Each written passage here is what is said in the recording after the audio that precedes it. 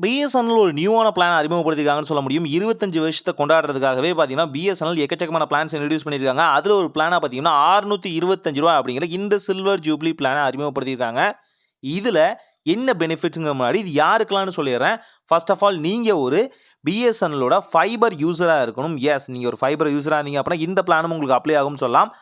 ரூ. 625 நீங்க பே பண்ணீங்க அப்படின்னா உங்களுக்கு 2500 ஜிபி குடுத்துருவாங்க. கூடவே பார்த்தீங்கன்னா 650 டிவி சேனல் வரைக்கும் நீங்க ஃப்ரீயா பார்த்துக்க முடியும். ஓடிடி பிளாட்ஃபார்ம்ங்கும்போது அங்க சோனி லிவும், ஜியோவோட ஹாட்ஸ்டாரும் பார்த்தீங்கன்னா உங்களுக்கு ஃப்ரீயா குடுத்துருவாங்க. ஸோ தேவைப்பட்டவங்க கண்டிப்பா செக் பண்ணி பார்த்துக்கலாம். இதே போல பார்த்தீங்கன்னா எக்கச்சக்கமான பிளான்ஸ் அவங்க இன்ட்ரோடியூஸ் பண்ணிட்டு இருக்காங்க. ஸோ இதுல இன்னமும் கொஞ்சம் அஃபோர்டபுளா குடுத்து மேபி இத கொஞ்சம் எக்ஸ்டென்ஷன் பண்ணா நல்லா இருக்கும். இத அவங்க வெப்சைட்ல போய் நீங்க கிளைம் பண்ணிக்கலாம். நீங்க அவங்க ஆப்லயும் கிளைம் பண்ணிக்கலாம். பட் ஏர் ஃபைபரோட அந்த ஸ்பெசிஃபிக்கான நம்பர் இருந்தா நீங்க ஆட்டோமேட்டிக்கா அங்கேயுமே கிளைம் பண்ணிக்க முடியும் இந்த ஆஃபர. ஜஸ்ட் ட்ரை பண்ணி பாருங்க. ஆல்ரெடி நீங்க போட்டிருந்தீங்க அப்படின்னாலும், இப்போ இந்த பிளான் ரீசார்ஜ் பண்றது மூலியமா அது கேரி ஃபார்வர்ட் ஆயிரும். ஸோ அதுல எந்த வகையான பிரச்சனையுமே இல்ல.